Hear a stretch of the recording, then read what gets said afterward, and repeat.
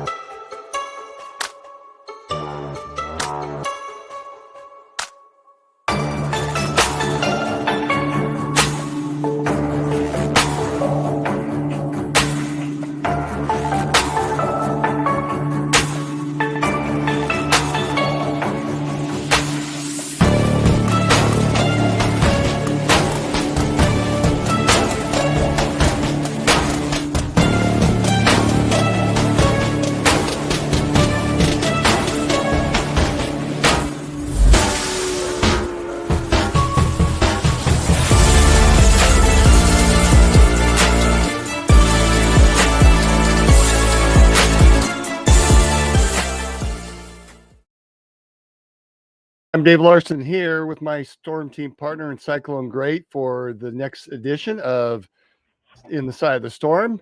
And welcome to the legend himself, Marcus Pfizer. How are you? I'm good. How are you, Dave?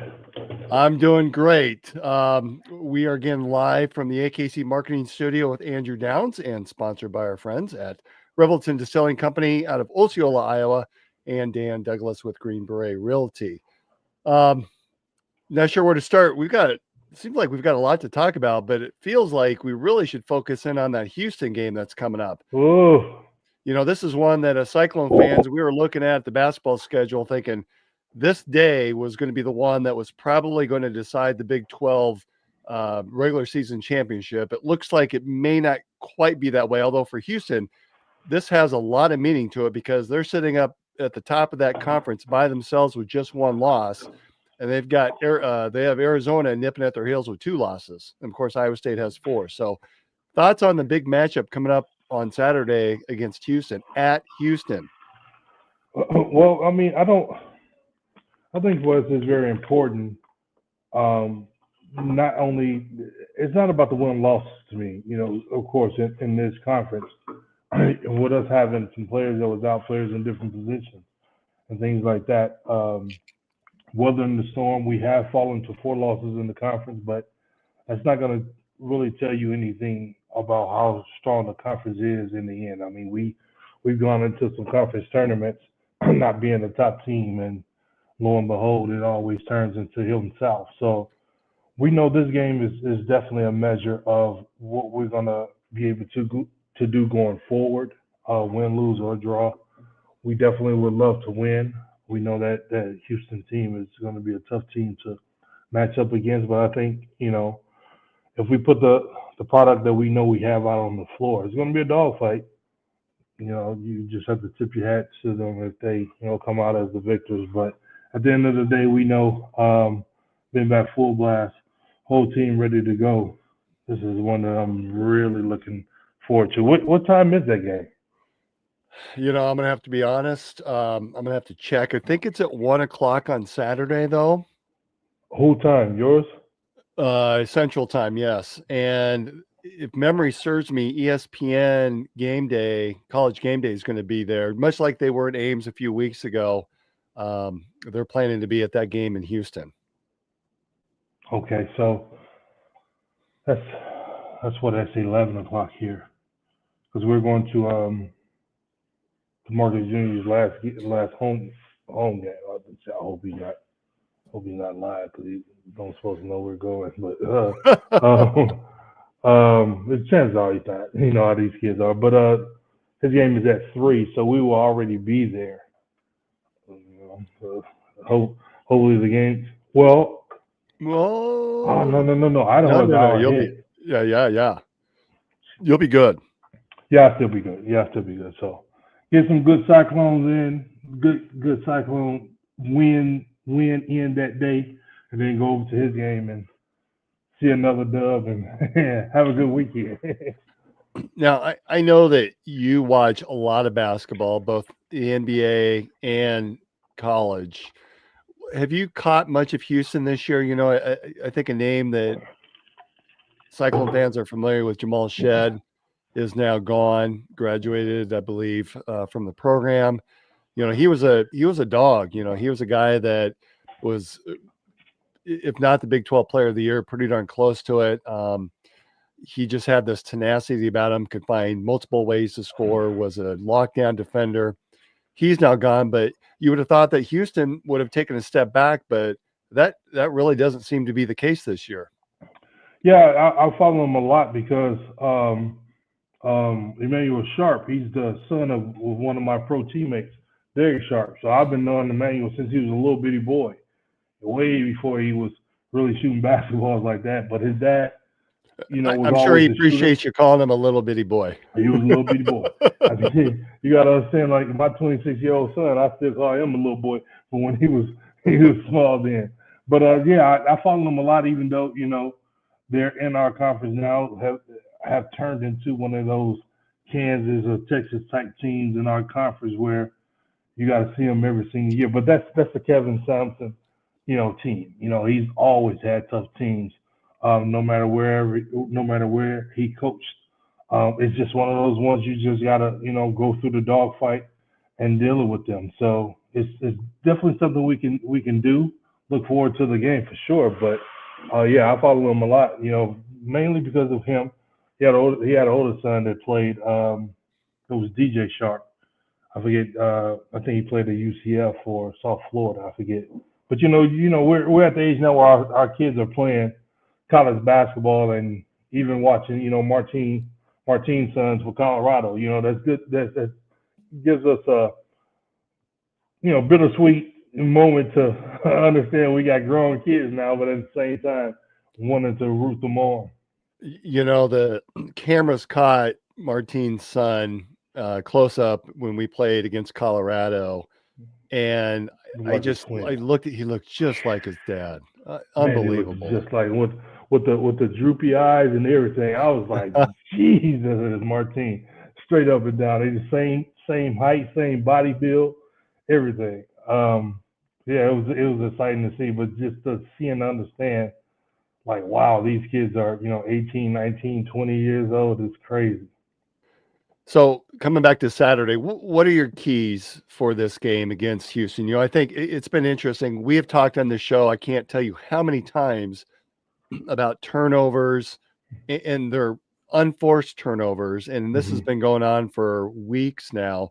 But locally, the media has caught on to that. That seems to be something that they've really been harping on since Saturday's game. I would argue that's been there all season long, but now the media is just now catching up to it, something we've been talking about. But obviously turnovers is going to be a key for any game. What do you think are the Marcus Pfizer's keys for Saturday? Well, it's going to have to be, a brawl, a ugly brawl, defensive type game. And, I've been in games where I've won and lost that was, right at 50 or below 50 points. It doesn't matter as long as you come out with that win. Those Texas teams are always tough. That road win that we got against Texas Tech down there, grinding it out at the end, it's going to have to be those type of games. We can't get into that game is, sorry to interrupt, Marcus, but boy, that game has shown to be a huge in conference standings. Texas Tech is a really good team. Yes, Texas Tech, and even the things that K-State has been doing as of late, like you just never know what you're going to get, especially on the road in the Big 12.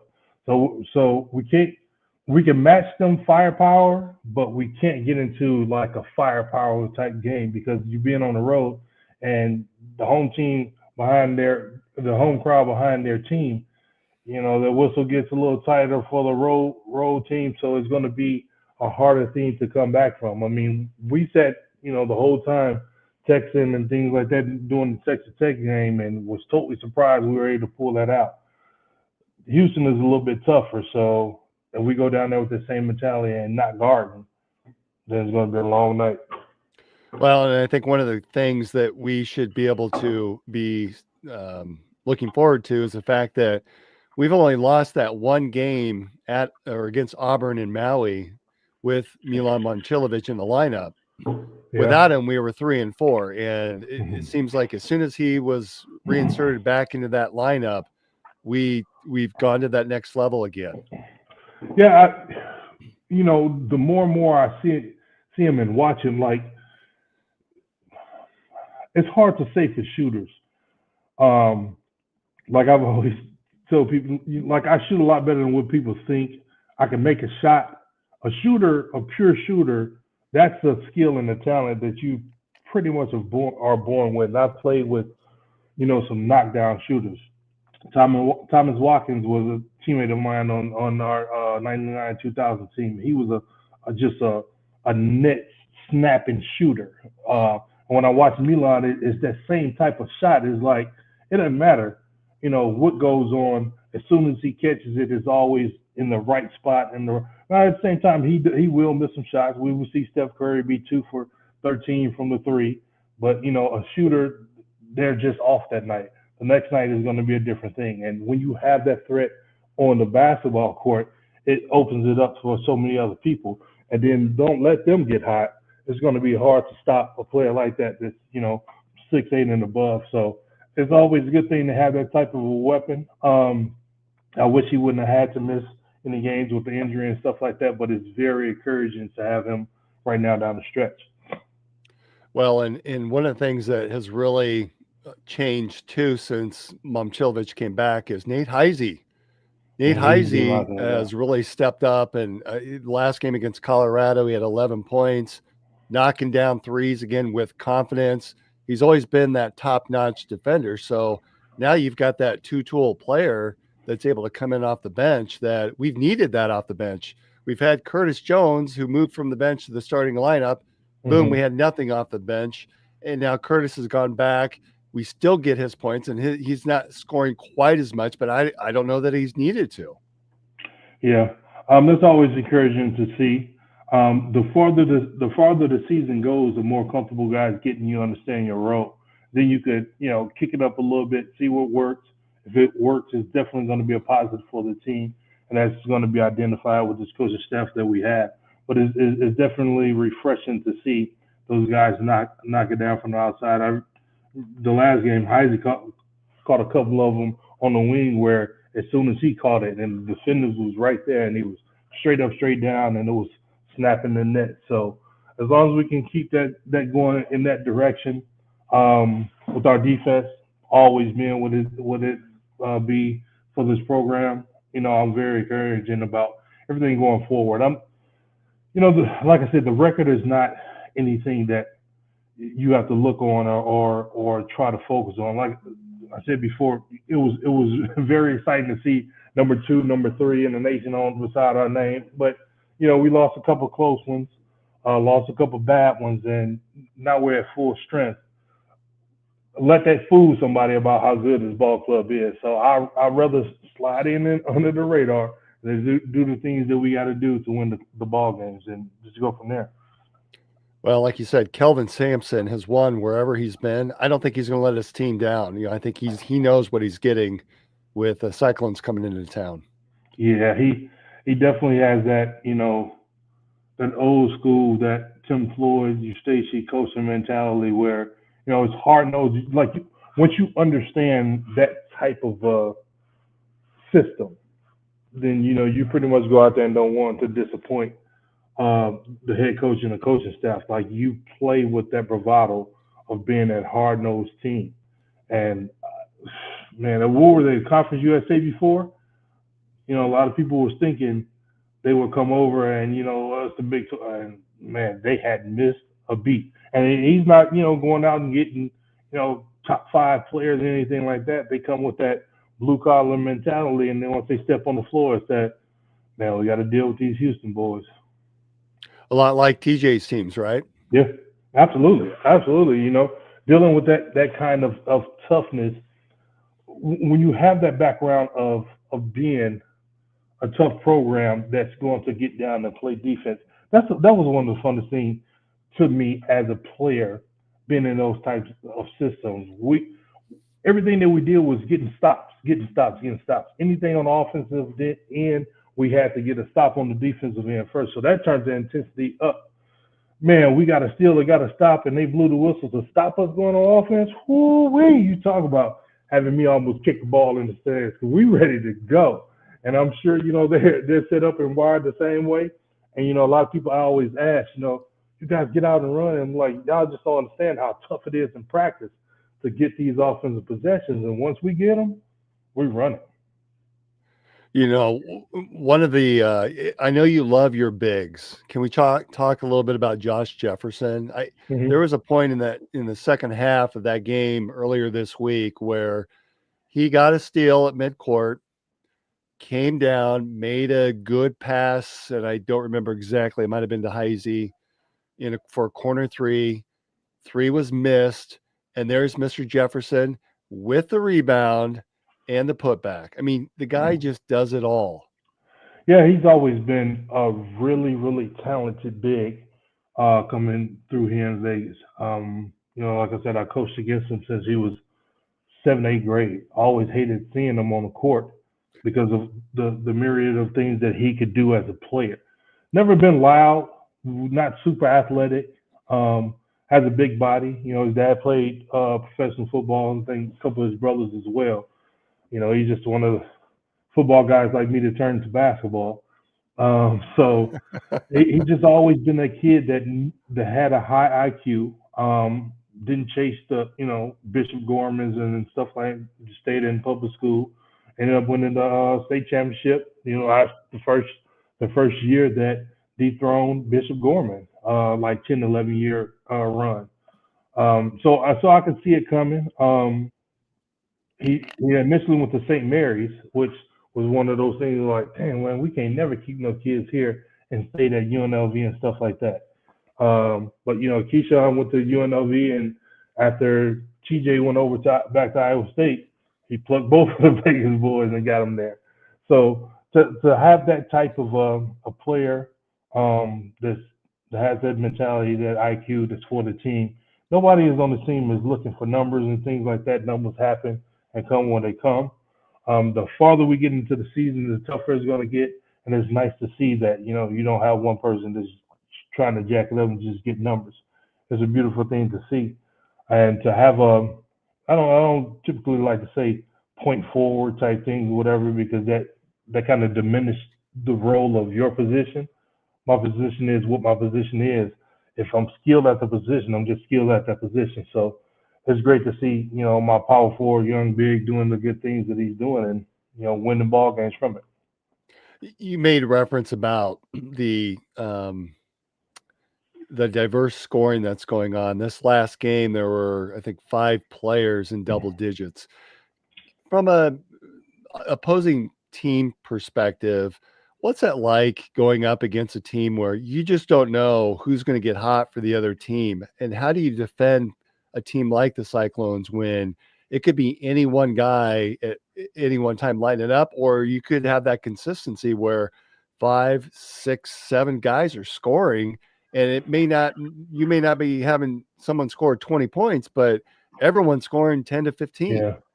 Yeah, you really don't know what you're going to get when you get to this ball club. I mean, it's been a few games where, we've been on the road and you looked up and like Taman has 21, 22 points. Like he's knocked down so many threes, and it's like, I know the scouting report is not guard him from the 3-point line. He's going to get his steals. He's going to run the ball club. But then you flip it and have him knocking down shots.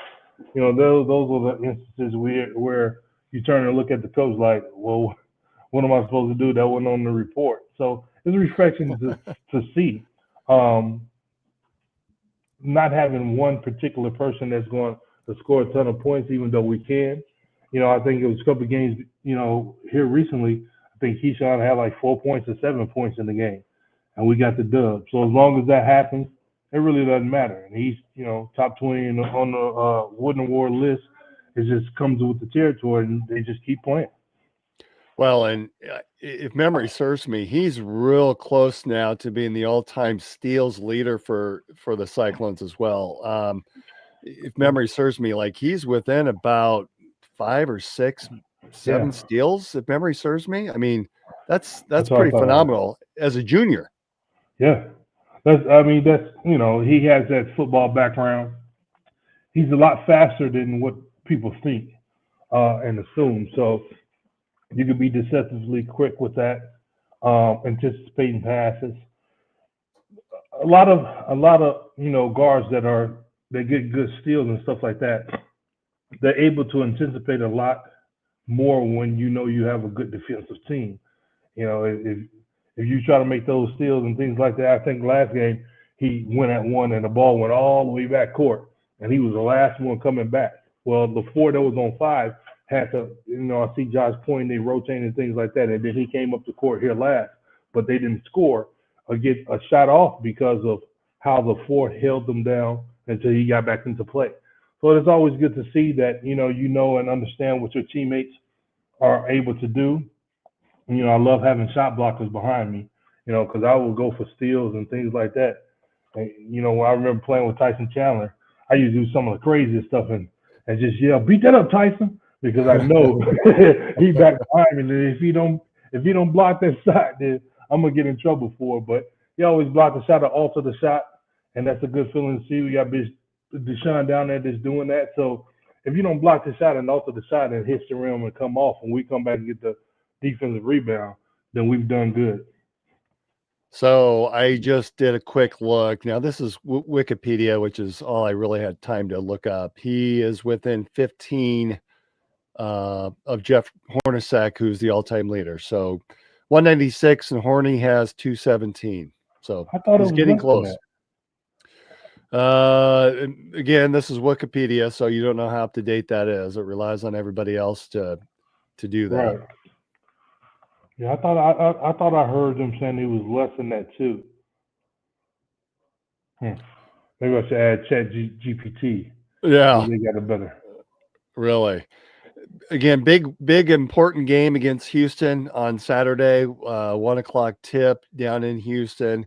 Probably need that win to be a top 2 seed in the NCAA tournament, and I think a win would all but guarantee a double bye in the Big 12 tournament coming up as well. So it's important for both teams. Can't say it's equally important because I think Houston has a lot to play for if they want to maintain that 1 seed in the NCAA tournament and a 1 seed in the Big 12 tournament as well. So big game Saturday, and then we come back, play Oklahoma State next Tuesday, which will be another big game. And then we got a follow-up against Arizona a week from Saturday on March 1st, revenge game against Wildcats. Yeah, I don't want to diminish them anything like that. Like I'm confident that we could beat them. I'm confident we had them beat. Us losing to Colorado that 99-2000 season from a half-court heave, almost pretty much like that, to Jacquet Walls, and losing in overtime.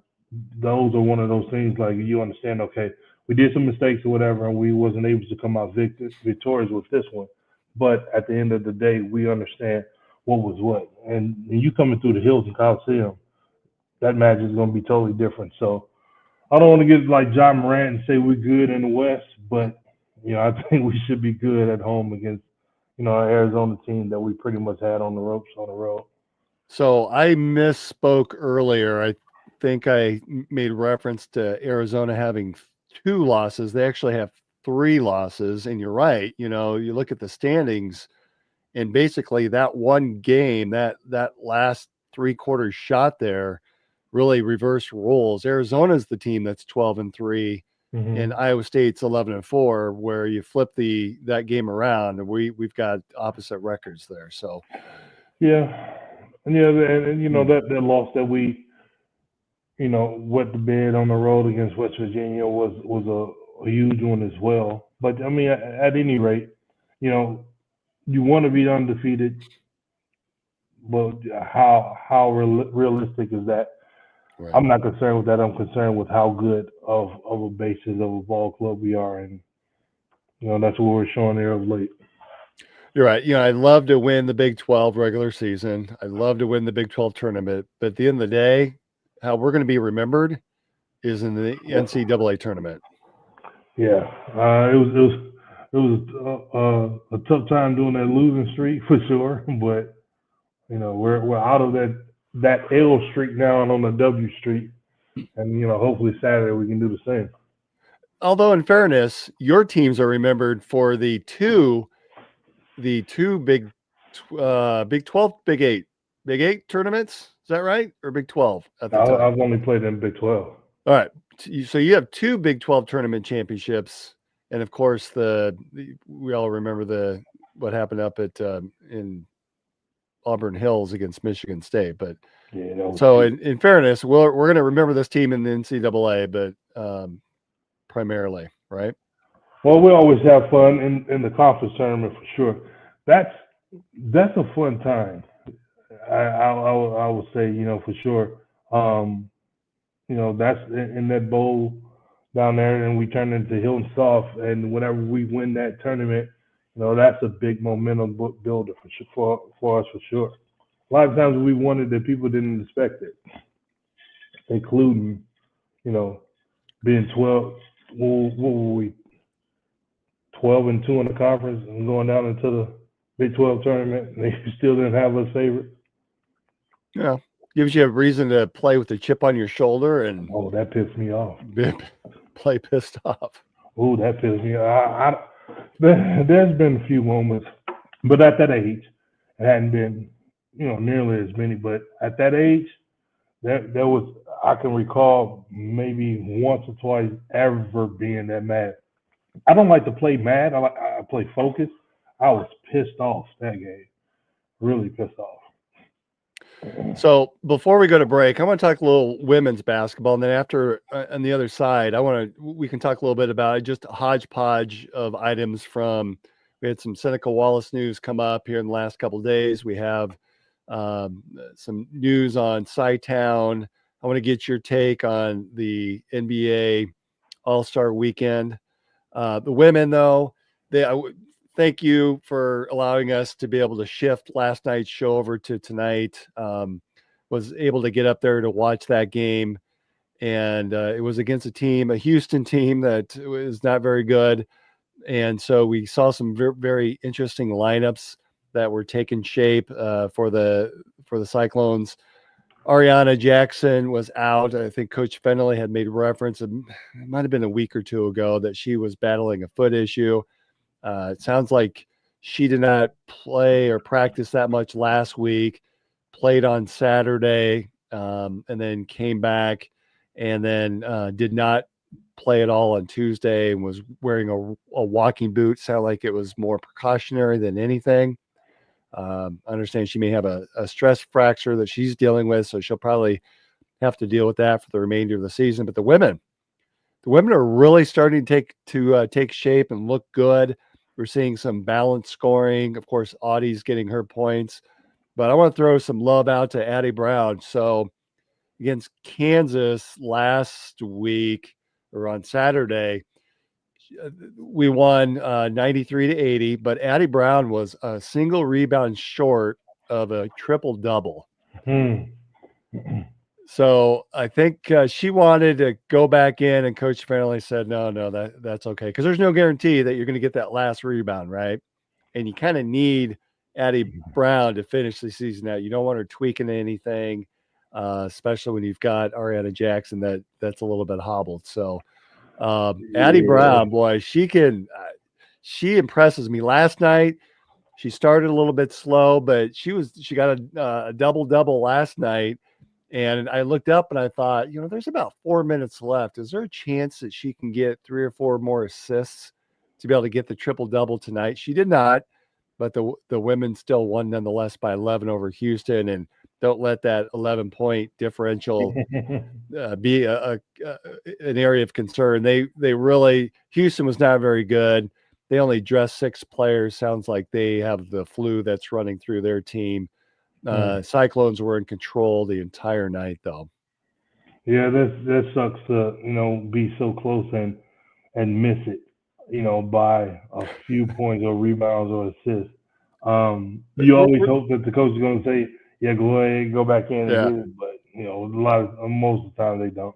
Were you in the league when Ricky Davis, former Iowa Hawkeye player, was, I think, playing for Cleveland, and he was short of a double-double or triple-double or something, and intentionally shot the ball to miss it in order to get his own rebound? Were you in the league at that time? I think I was. That was when he was in Cleveland, and so he got. Did he get the rebound or somebody passed it to him? And he shot it. I want to say he shot it the wrong basket even. Yeah, it was the defense. It was the defense. It was a defensive rebound, and so he just shot it up there and hit the rim. Yeah. Which, by the numbers, that is a possession or whatever, or hitting it. Because if it would have gone in, they would have gave it to the the opposing team. Right. But I guess initially they gave him a triple-double, and then the league took it back. Did they? Is that something as players you guys are cognizant of when you're in the middle of a game that so-and-so is close to a triple-double? Is that something you guys are talking about? You can see pretty much every arena on the Jumbotron all around the arena, you see the stats and things like that. Nobody has ever thought to try to do anything like that. Or if they thought it, they knew, that was David Stern at the time. You knew you was going to get a call from David saying, that shit ain't flying. And that's what happened. We laughed for a while after that, and we gave Rick D hell about it every time we saw him. But he definitely tried to pull it off, though. I just would have went to the offensive end and just went hard to the basket. With his leaping ability, even if he went to dunk it and just hit the rim and just grabbed the rebound back himself, they probably would have let it stay over than the fact of shooting at the opposing team's basket. Yeah, and it's too bad that Addy was just one rebound short, but I think I would be tempted to do something similar. Yeah, like I said, you can see it on the Jumbotron each and every time. You look up or you're sitting on the bench and things like that, but I don't think nobody ever tried to execute that before Rick D did. So the women, big game coming up on Saturday against the Baylor Bears at Baylor. Baylor is, I think, the 1 or 2 team in the Big 12 conference currently, sitting in conference record at 13-1. Oh wow! Iowa State, though, they've got, they're really turning the corner. They're playing some of their best basketball this season. They're playing against teams that are comparable in the conference, but they're separating themselves from those teams as well. So you're starting to see that upper tier in the Big 12, and the Iowa State women certainly are in the top tier. So where's that game at? You said it's on the road or home? That's a road game on Saturday. Let me guess, you're going to ask me next what time that game is, because I know you pretty well. That's a 1:30 game. So I don't know what the Big 12 is doing to Iowa State, making us have 2 games going on at the same time with the men at 1 and the women at 1:30, but that is the schedule nonetheless. Well, hey, 2 tough road games for our men and women. Just hopefully we can pull them both out. All right, we are going to pivot here. I'm going to get back on the other side and talk about some of those other topics that we had made reference to. And let's hear a word from our great sponsors. Making great tasting bourbon requires the perfect combination of ingredients, conditions, and time. The longer it rests, the better it tastes. Revelton Distillery's new single barrel bourbon is made from 80% corn, sourced 100% from Iowa farmers. And unlike mass-produced bourbons, each barrel of Revelton's single barrel bourbon is unique, proofed on when it tastes best. As they like to say, it'll be ready when it's ready. And to ensure the highest standards of quality and flavor, owners Rob and Christy Taylor oversee the production and bottling. Every single barrel. Iowa born, Iowa aged, Iowa bottled. Try the new single barrel bourbon from Iowa's own Revelton Distillery. ReveltonDistillery.com.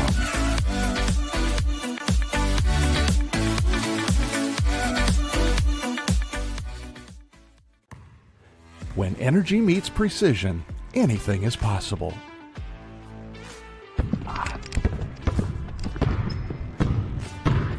I'm Carter Hawley, the Chief Energy Officer of the Iowa State Cyclones. I'm full of energy on and off the court, but nothing gives me more energy than helping families find their dream home. And that's where Green Beret Realty comes in. They're more than just realtors. They're a team dedicated to getting things right for you and your family, just like we get it right on the court. Sometimes it takes a team to get the call right. And when you're buying a home, you want a team that makes all the right calls. That is Green Beret Realty. And here's the best part. When you buy or sell a home through Dan at Green Beret Realty and mention this ad, he'll make a donation to the We Will Collective, helping student athletes like me thrive on and off the court.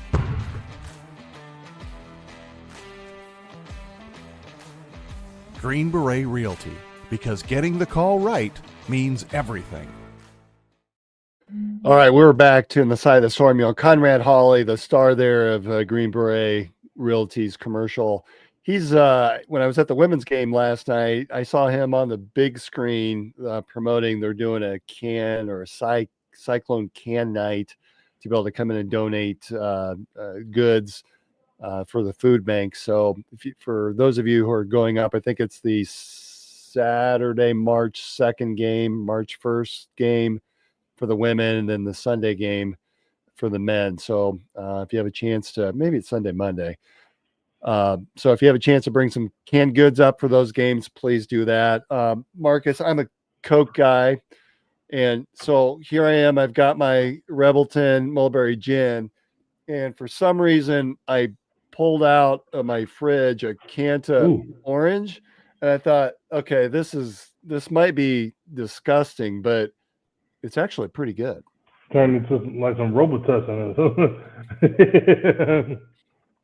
which probably isn't a bad thing. I don't know what happened. I'm fighting something again. Probably this cold weather. We are tomorrow is going to be a better day. I think it's going to be a high of about 14, but we've been living in this 0 degree for high weather for the last 3 days, and we cannot wait. I think Sunday it's going to be right around 40, 45, and then we hit 50s next week. So we're all seeing the light this morning. The light at the end of the tunnel. So we teased a little bit before. Seneca Wallace, our guy Seneca, was named as the UFL St. Louis Battlehawks quarterback coach, and working under none other than Coach Anthony Beck. So nice. Good news for Seneca Wallace. Seneca was always one of those players that got so much talent, and you could see the cerebral the mind going and how he thought. I mean, he really played like a coach out on the field, just knew where everyone was supposed to be, and glad to be able to see him get a shot there to coach in the UFL. Yeah, it was a lot of excitement that came along with him. You know, kind of different of a flair that we've had at the quarterback position at Iowa State, but definitely gave us a lot of years of excitement. You know, very was exciting to watch. So this weekend was NBA, or last weekend was NBA All-Star Weekend, and honest to goodness, so Saturday I was working on a big project. I work in human resources, and so I needed to put some merit files together so we could get those processed in time for people to get paid and get their annual increases in. And so I was working on that on Saturday, and I kid you not, I got a text alert about the All-Star game, and I thought, or the dunk contest, and I thought, seriously, this is NBA All-Star Weekend? This is the first I've heard of it. So the NBA All-Star, is that concept, is it gone now? Is it over? It's a myriad of things that come together that I don't think fans really understand.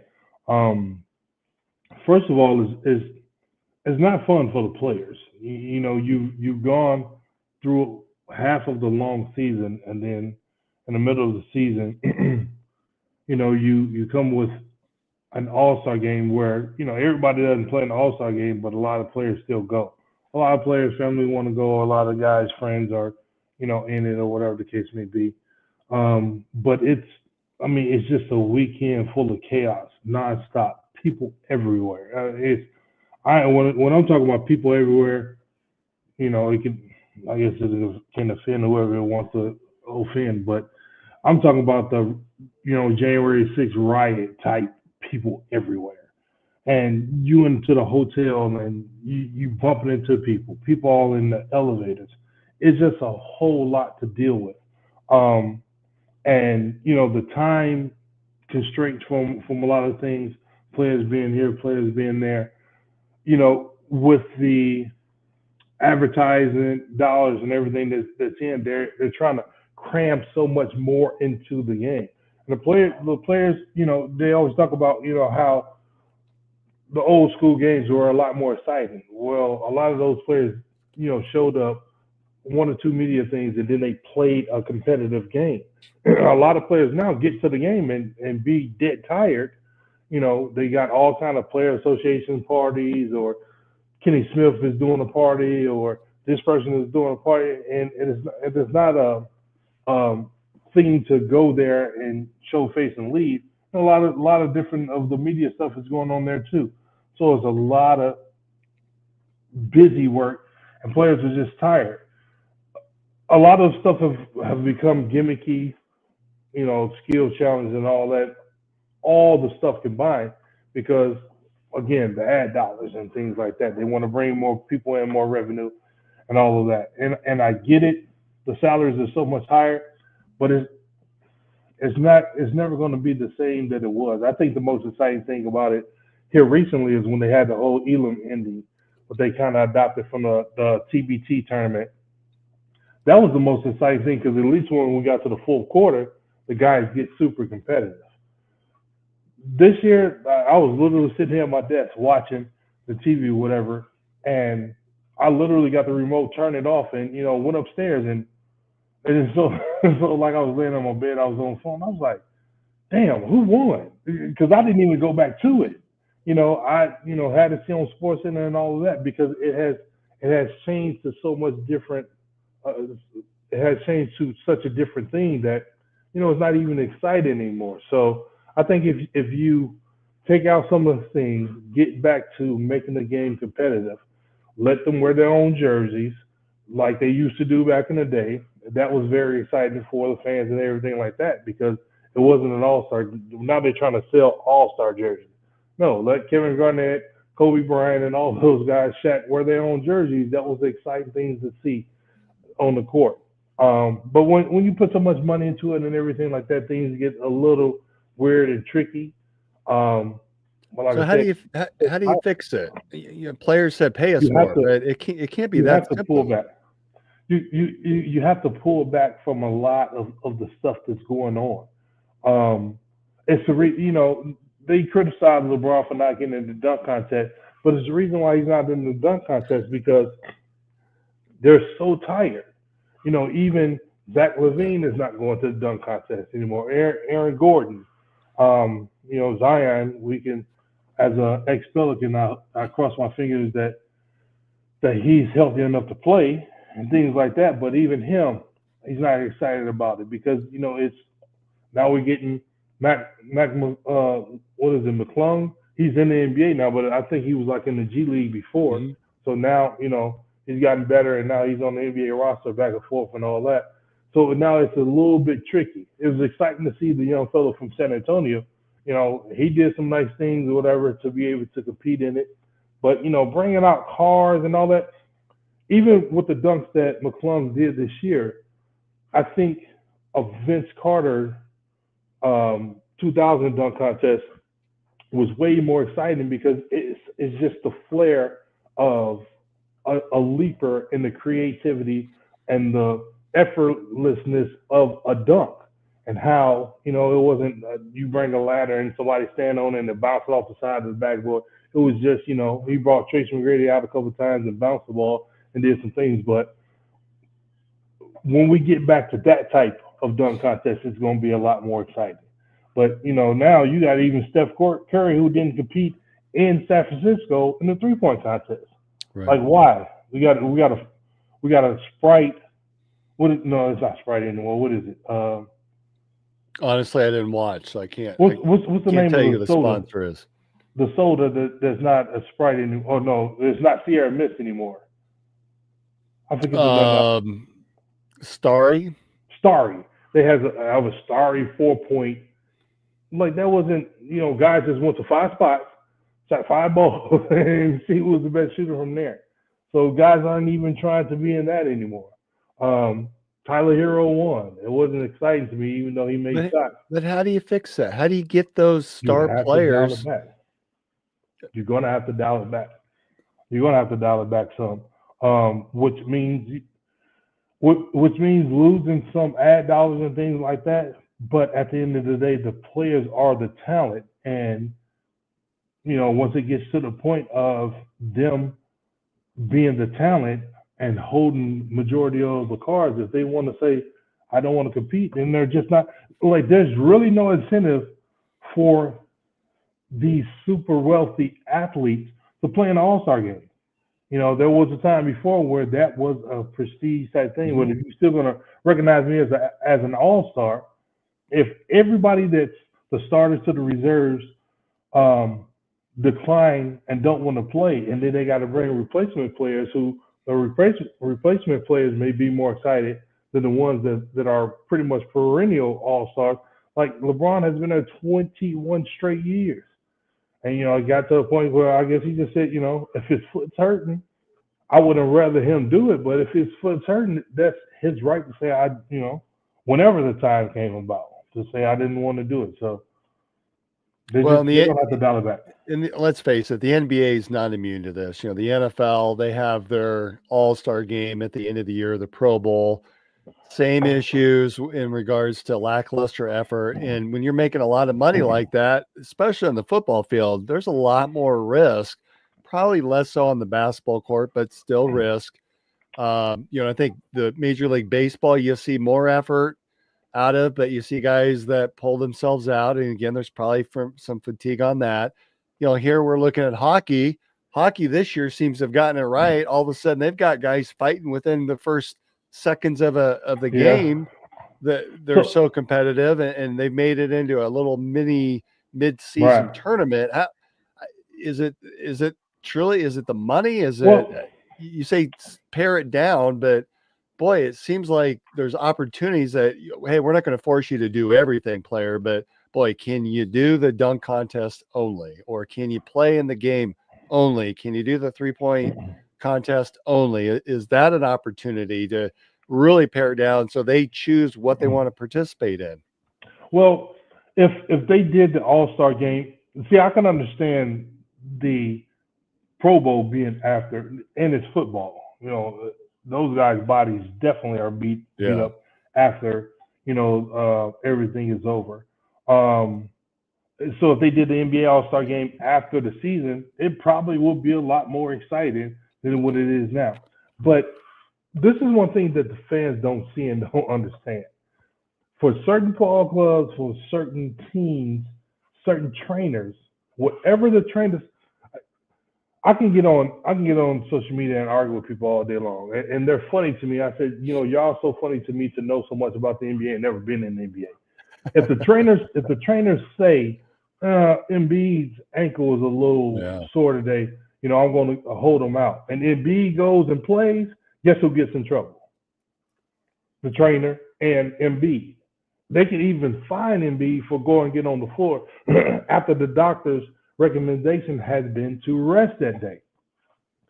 For that ball club that's paying him $60 million a year, what do you think they prefer?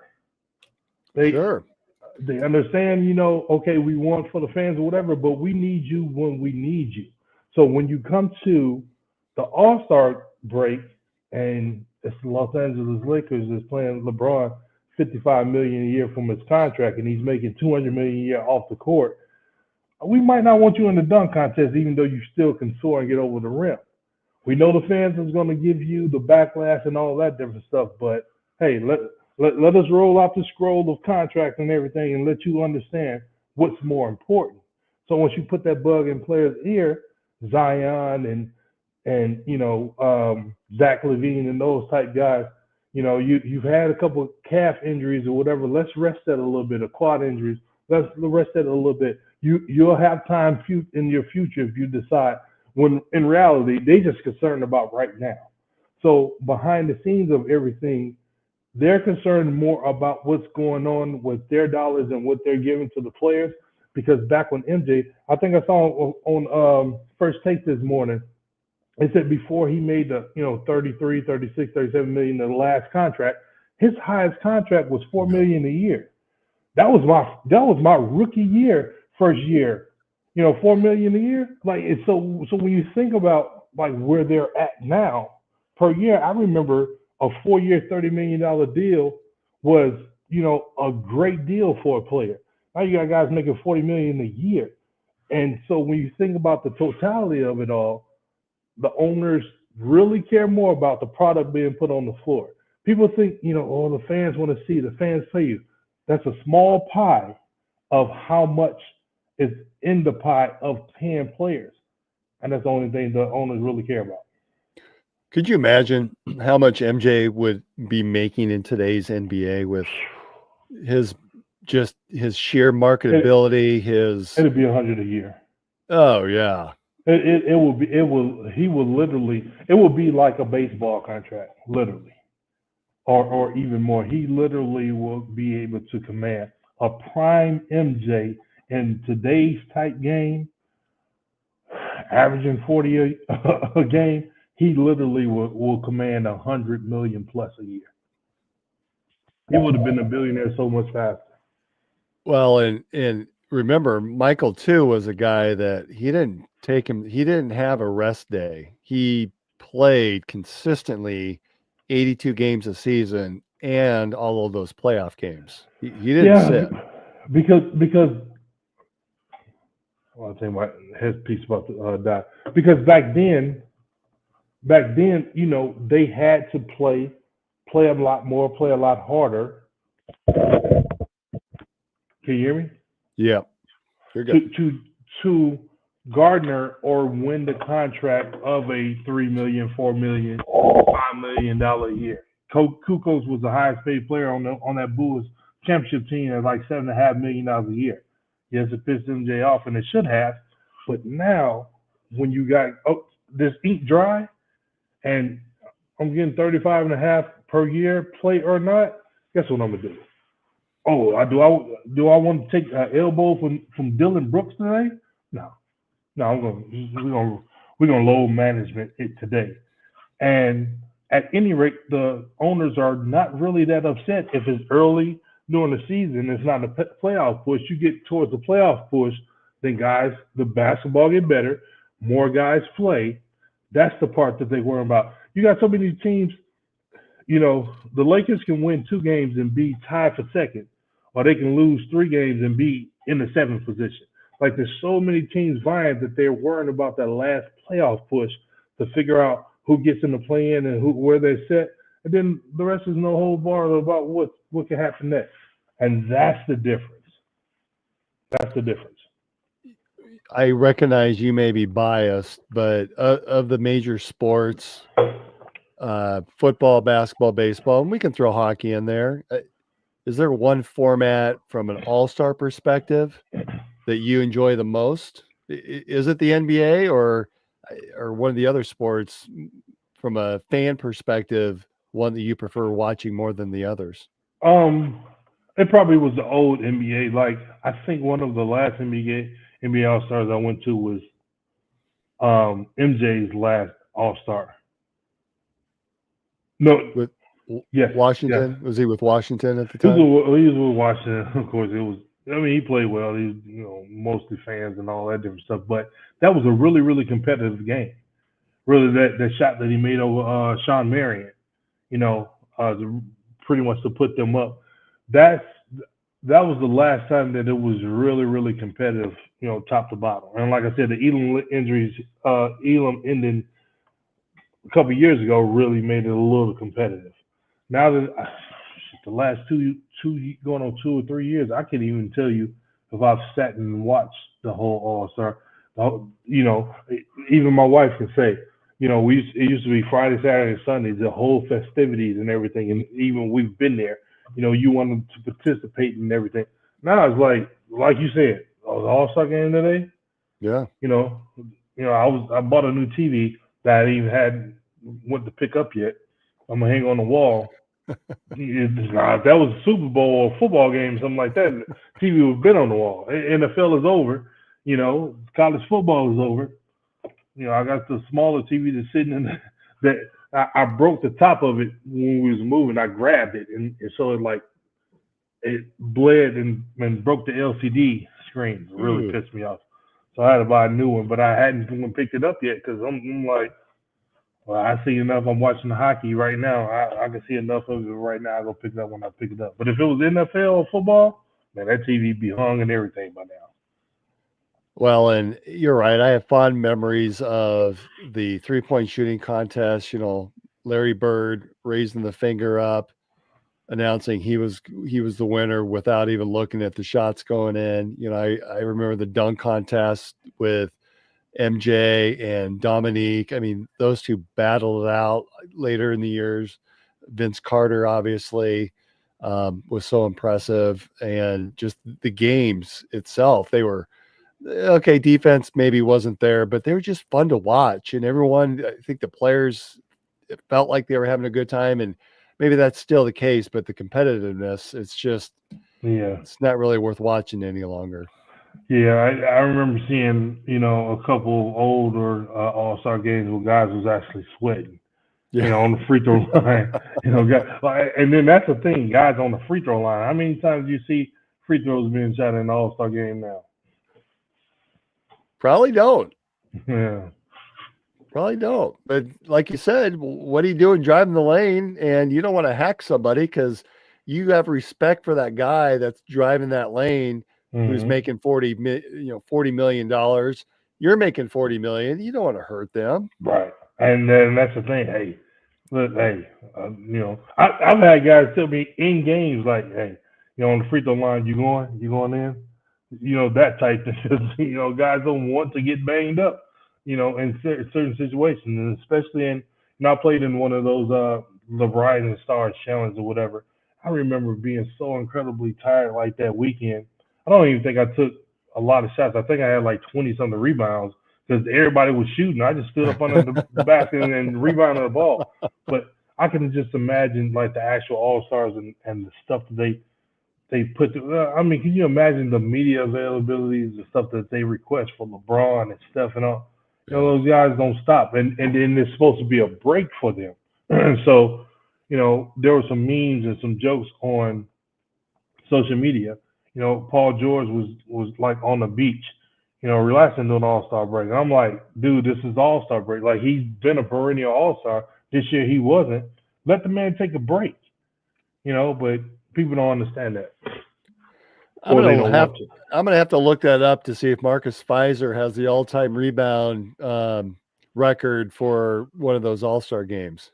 I don't even know if they keep those records or anything like that. But man, like I'll tell you, I remember just being so incredibly tired. Well,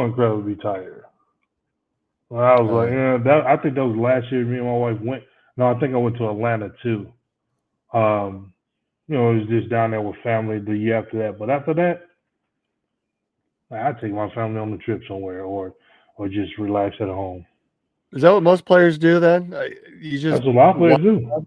Okay. And I see a lot showing up for the All-Star weekend. You're right. I mean, they're there to have a good time. They're fans too. Mm-hmm. But I can see where you take that week and just shut it down and relax. Yeah.